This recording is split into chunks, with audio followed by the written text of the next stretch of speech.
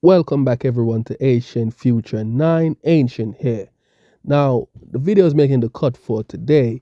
We're going to look to discuss smart cities, or is it control cities? Now, what's happening is that we give up the urge to do things for ourselves rather for convenience. Now, is convenience what's really is going to have us? Is that what they're using on us? Take a look at this clip, hear what Max is saying, leave your comments down below. Control grid's an interesting thing. A lot of people don't realise what they're involved in. Just the simple fact of using credit cards, using smartphones and all of this automated system is the problem. People don't realise what it is. This system we're being led into is the New World Order in itself. The 5G smart grid is the New World Order, the Internet of Things. It's the New World Order. People don't really understand how that works, but what it's about is monitoring every single aspect of your life. The smart grid is being presented to people as this thing that's going to be highly beneficial to us. You know, you'll only be using the electricity that you use, you'll only be paying for that, all this sort of stuff. So it's been presented as a really positive thing. But what it will do, it will put a dollar value on absolutely every aspect of your life. So that every time you turn on a tap, the credit goes. Every time you turn on a light, every time you watch your TV, every time you boil your jug, every time you do anything, there's a dollar value attached to it. There's an interesting TV show that came out a couple of years ago called Black Mirror, and they had one episode of that where everybody, the only job they had was running on a treadmill or spinning a bike and just to accumulate credits, and they had to pay for every single action that they performed. And that's what the smart grid is. That's what we're being led into. And it's all about digital currency and control of everything. And if you're someone who lives a slightly alternate lifestyle, say you grow a few vegetables and you give some to your neighbours, or you do a little bit of massage for someone, or you do a bit of tarot reading or something like this, the only way you're going to be able to get paid for that once the smart grid comes online is through the transfer of digital credits, which means the government will get a tax. You'll have to put it on your income tax, or everything will be monitored. That's what it's about, complete blanket surveillance of every single action people are doing. That's what the smart grid is. And it's being rolled out underneath everything else while we're arguing about all of these issues and being given all of these global conflicts and all of this theatre of politics to fight and squabble about. Underneath all of that is this smart grid. And it's rolling out very, very quickly.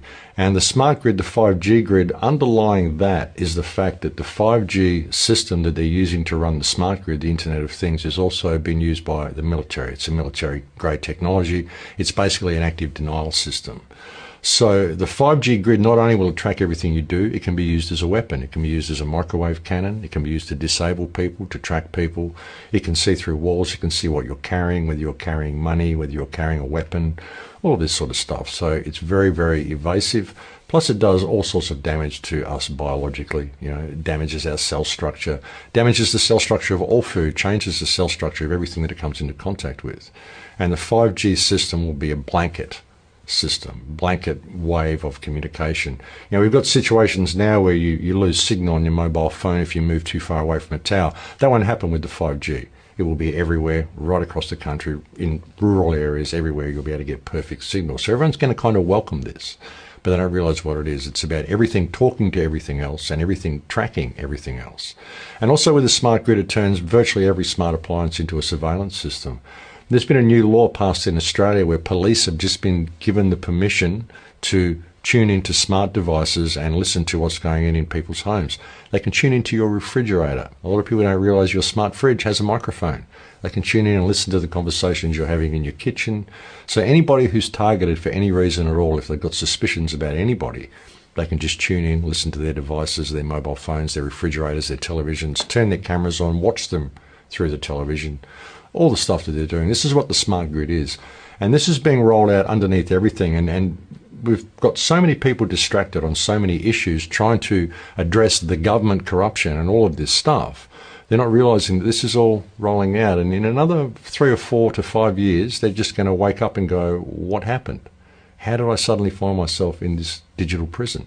Because that's what it is. That's virtually what it is. It's a digital prison, a digital control grid. And if you want to participate in this society, you're going to have to participate in the smart grid. So We need to look at what it is and what it's going to be used for, and realize that the technology that we've got, we could use for our benefit. You know, all of this stuff could be used in completely different ways, in completely different directions.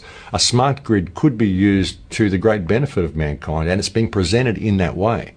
But when you look at the people who are running it, the people who are running the world, well, the world's run by criminals, and they're not going to use this in the right way. They have no intention of it. Now, if you look at some of the white papers they've put out themselves, papers that have been put out by the Pentagon recently that talk about federal vision for future computing and the nanotechnology grand challenge, and they talk about this 15-year plan they've got to roll all this out and eventually hand it all over to AI to control.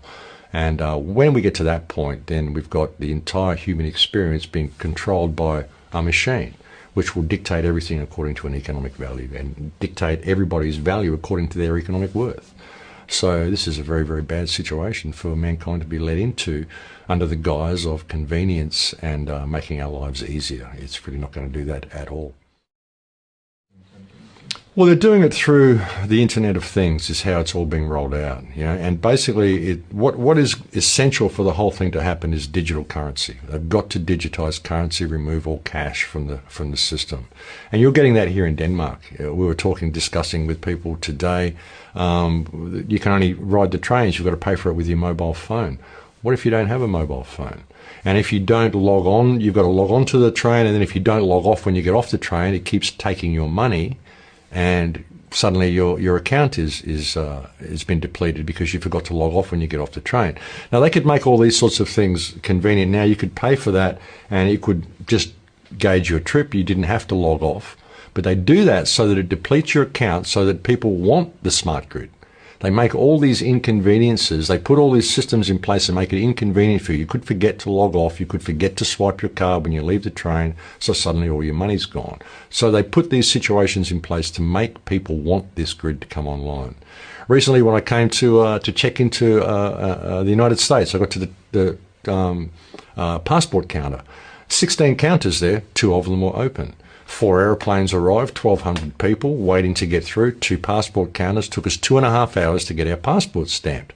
Because that way you want the retinal scanners. You want the smart grid. It's much more convenient. So they make it inconvenient for you all across the world. And people don't notice it. They just think it's hard to do things, and they want it. They welcome it. And meanwhile, they're focused on all of these battles and all these theatres of politics and all this stuff that they think is the problem, because they think they can address it. They think we can vote people in, vote people out, whatever, put a new figurehead up there that will do the right thing for us. But underneath it all is this grid. And that's how they're going to do it. They just make it very, very inconvenient for you not to participate in the smart system, and so much easier when you do. And so people welcome it. You know, and that's the way it's going. You know, a lot of people are going to welcome this smart system. A lot of people are going to welcome instant communication. They're going to see it as a way to free the world. And like I said, it could be used to free the world, but it's not. It's going to be used to lock down the world, because underneath it is the surveillance system that is the smart grid, and underneath that is the weapons system that it can be turned into if you don't comply with the smart grid. And it gets to the point where if you do decide not to comply, you become a dissident, they can simply switch you off. Switch your chip off. And once it's all digital and you need that chip to get into your car, to get into your house, to access your bank account, to buy things, it's all automatic, suddenly you're locked out of the system. So there's no hope of dissent. There's no hope of free thought. There's no hope of questioning any of this. You just have to simply go with the flow. Because in the smart grid, there will only be 2 types of human beings that they're really concerned with. The smart grid will only, because it's going to be run by AI, it'll only look at 2 types of human beings, those that are desirable and those that are undesirable. And that's it. That'll be the 2 classes that you're in. And where you are in the food chain will be measured according to your economic worth. You know, that's another important thing people need to look about AI and what is going to be running the system, is the fact that it's judging everybody according to their economic worth. It's putting a dollar value on everything. And all you've got to do is go and analyze a corporation to realize it's a psychopath. So when you've got a system that is putting an economic value on every human life and every human action, this is a psychopathic system that will discard people if they cannot pay for every action they perform. And life was never supposed to be like that. But they'll just do it through the convenience and do it through making life so inconvenient for people if they don't participate. And they're doing it here, they're doing it everywhere.